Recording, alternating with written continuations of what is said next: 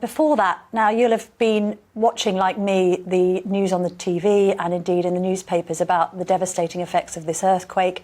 There's a number of miracle stories this morning, but of course the overriding theme is one of devastation and death. Earlier, I spoke to the President of the Turkish Republic of Northern Cyprus, Ersin Tatar. Now, I appreciate that that republic is not recognised. There is a dispute over that land border, and in fact, the fact that they have set up there has been a story of a great deal of geopolitical divide over the years. However, that particular area of Northern Cyprus has been badly affected by these earthquakes. They've had a number of people directly involved, including children involved in a volleyball team. So I felt it was appropriate to speak to the president there to find out, because he does have such close links to President Erdogan as well, the Turkish president, what has happened and about the rescue effort and everything else. So let's just hear what he had to tell me earlier. Mr. President, thank you so much for joining me this morning. Obviously, in the UK, we are seeing these devastating images of the aftermath of the earthquakes. Can you tell me how your own community in the Turkish Republic of Northern Cyprus has been affected by this tragedy? In fact, we are saying these are bad days, worst days that my community is going through, because we have lost 35 people in the earthquake in Adıyaman, 25 of them young children playing for a volleyball team. Because we have got isolations and embargoes on our community, we cannot participate in international events. Very inhumane and very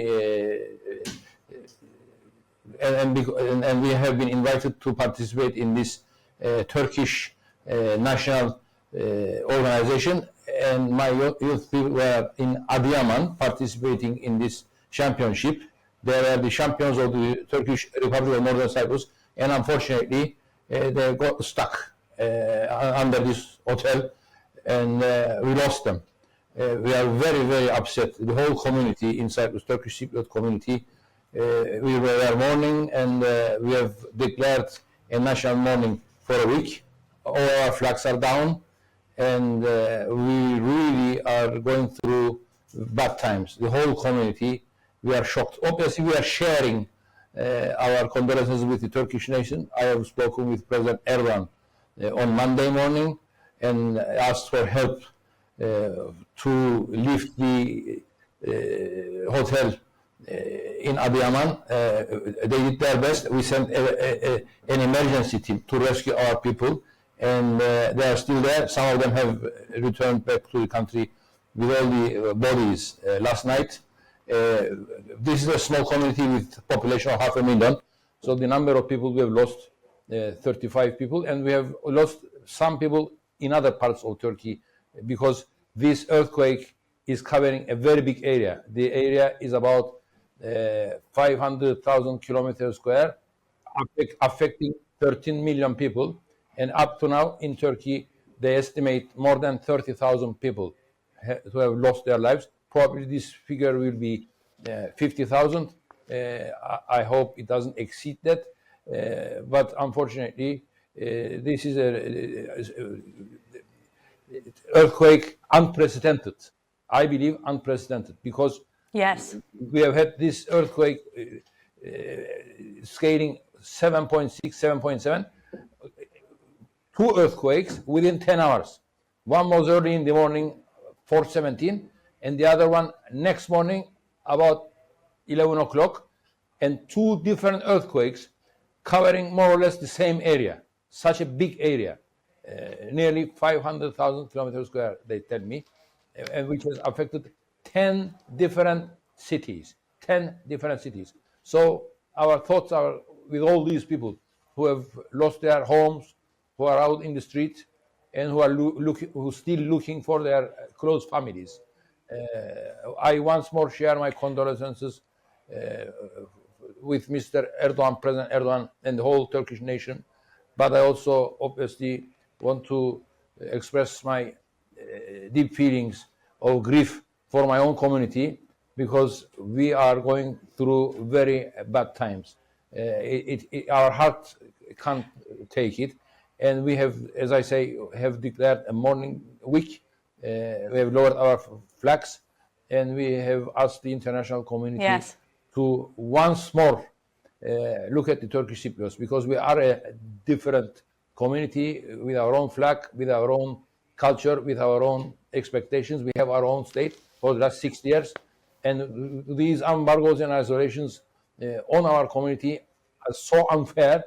And this event has given the opportunity for the international community to look at the Cyprus problem once more.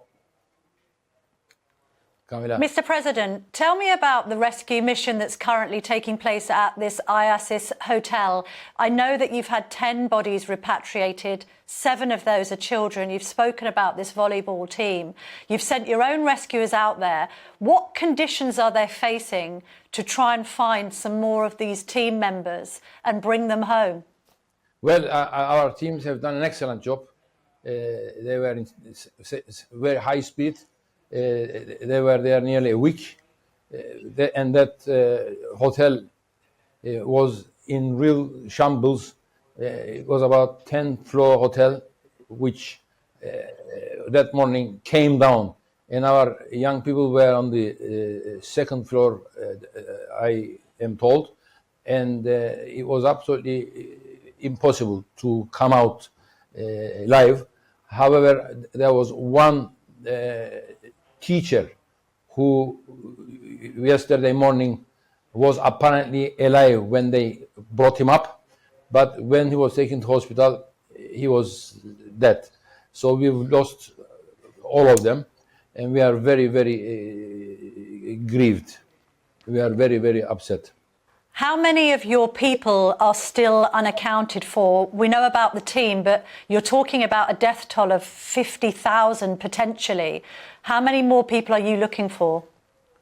Well, in our Turkish Cypriot team, fortunately, we have been able to find all of them. I am told that 25 students, the rest teachers and close families. And we have been able to recover all of them from this building. But there are other bodies in the building, and our rescue teams from Cyprus are continuing to recover the other bodies belonging to other people. But we have been able to repatriate all our people from Turkey back to Cyprus as of last night. And Mr. President, you mentioned there that you have spoken to President Erdogan. We've got some reports in the UK press today of some people just not being able to be reached by rescuers. There has been a bit of a criticism of the president's handling of this. What's your impression of what the Turkish president is doing to try and find bodies, repatriate and actually still find survivors? Again, in the press this morning, there are some miracle stories, particularly of one child having been found, 5 days on. There are a lot of rescue teams from the international community, and obviously Turkey is a country very experienced in earthquakes. There have been a lot of earthquakes in the recent past. However, this is a very big earthquake. In fact, as I told you before, 2 earthquakes within 10 hours, and therefore the effects have been devastating. Turkey is doing within her capacity and potential with rescue teams all over the place. We have 10 different cities and the villages around these big cities. So a lot of effort is being, obviously, a lot of effort going in. However, to reach everywhere is absolutely impossible. Therefore, we have to wait. But those people who have managed to survive, obviously, unless you find them, after maybe 140 hours, they tell me, my experts, after 140 hours, it's very difficult for people to survive. Therefore, they have done their best to rescue as many people as possible. But this is a terrible earthquake with devastating effects. And people have come back from the area last night. They have been telling me that it's absolutely unbelievable. What we have there is absolutely unbelievable. Therefore, we from Cyprus, our whole heart is with Turkey. We are praying for all those people who have been affected, who have lost their lives, who are obviously now in hospital, and the international community likewise. I think we all have to pray for them. Yes, we are praying for them over here in the UK. Thank you so much for joining me this morning, Mr. President. Thank you very much, Melissa.